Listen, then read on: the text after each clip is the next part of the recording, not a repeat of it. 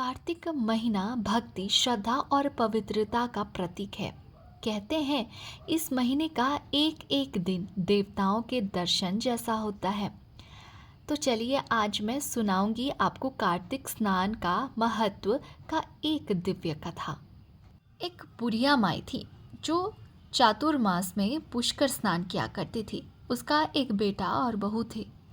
सास ने बहू को फलहार उपवास में खाने योग्य बनाने को कहा तो बहू ने खाली टिफिन ही रख दिया। बेटा माँ को पहुँचाने के लिए पुष्कर गया। रास्ते में माँ से बोला, माँ फलहार कर लो। जहाँ पानी मिला वहीं फलहार करने बैठ गई तो भगवान की कृपा से खाली टिफिन फलों से भर गया। माँ ने फलहार कर लिया। पुष्कर माँ के रहने के लिए झोपड़ी बनाकर बेटा वापस घर आ गया। रात्रि में श्रावण मास आया और बोला, बुढ़िया माई दरवाज़ा खोल। तब बुढ़िया माई ने पूछा, आप कौन हैं?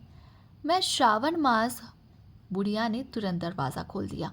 बुढ़िया माई ने शिव पार्वती की पूजा अर्चना की, बेलपत्र से अभिषेक किया। जाते समय श्रावण मास ने बुढ़िया माई को आशीर्वाद दिया और झोपड़ी की एक दीवार सोने की हो गई। भाद्रपद मास आया, उसने भी दरवाज़ा खोलने को कहा। बुढ़िया माई ने दरवाज़ा खोला। सत्तू बनाकर कजरी तीज मनाई। भाद्रपद मास ने बुढ़िया माई को आशीर्वाद दिया और झोपड़ी की दूसरी दीवार भी सोने की हो गई। फिर आश्विन मास आया और उसने भी दरवाज़ा खोलने को कहा। बुढ़िया माई ने दरवाज़ा खोला। पितरों का तर्पण कर ब्राह्मण भोज कराकर श्राद्ध किया। नवरात्रि में माँ दुर्गा को अखंड ज्योति जलाकर प्रसन्न किया। सत्य की विजय दिवस के रूप में बुराई का अंत की खुशी में दशहरा मनाया।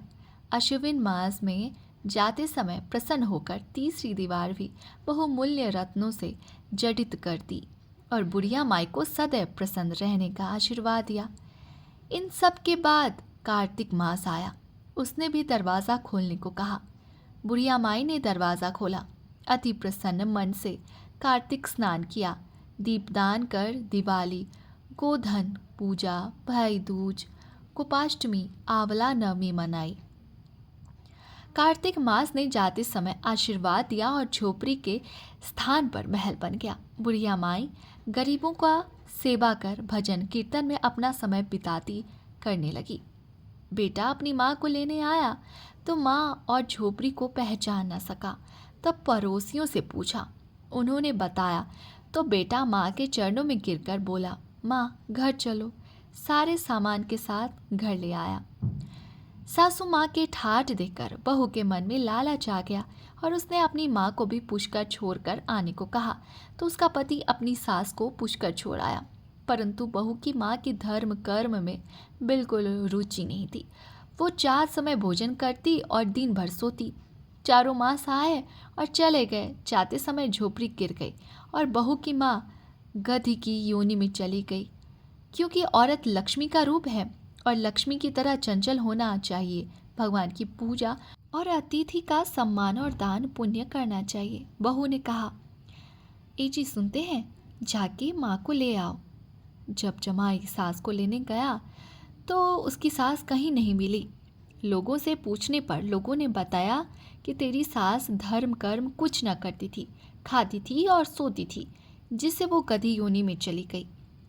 जवाई गधी योनि सास को बांध कर घर ले आया। उसकी पत्नी ने पूछा, मेरी माँ कहाँ है? तब पति ने कहा, तेरे लालच की वजह से तेरी माँ गधी योनि में आ गई।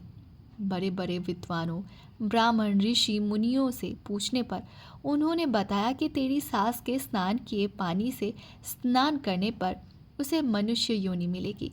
तब बहू ने ऐसा ही किया और उसकी माँ पुनः मनुष्य योनि में आ गई। हे राधा दामोदर भगवान, जैसा बुढ़िया माई को दिया वैसा सबको देना। जो ये भक्तगण कथा सुन रहे हैं उन सब पर अपनी कृपा बनाए रखना।